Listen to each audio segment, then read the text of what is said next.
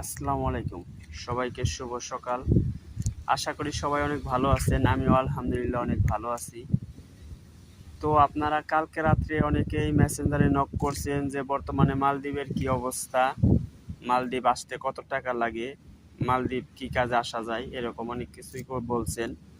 তো বর্তমানে মালদ্বীপের অবস্থা খুবই খারাপ, কারণ মালদ্বীপে যে পরিমাণ লোক আসছে, বাংলাদেশি, শ্রীলঙ্কা, ইন্ডিয়ান, নেপালি, যতটা দরকার তার 3 গুণ লোক এসে মালদ্বীপ ঘুরে গেছে। বর্তমানে মালদ্বীপের অবস্থা খুবই খারাপ, কারণ দালাল তো মিথ্যা বলা যত প্রকার আছে সব বলতে পারে। যেখানে লাগবে 5 জন সেখানে 10 জন আনতে, তাদের আনলেই তো ব্যবসা, তারা আনে। তো বর্তমানে কেউ আর মালদ্বীপ আইসেন না, কারণ মালদ্বীপ আসলে এক কথায় অনেক বিপদে পড়বেন, না খেয়েও থাকতে হবে। সত্যি কথা যেটা, মালদ্বীপের অবস্থা এখন খুবই খারাপ, কেউ আর এখন মালদ্বীপ আইসেন না।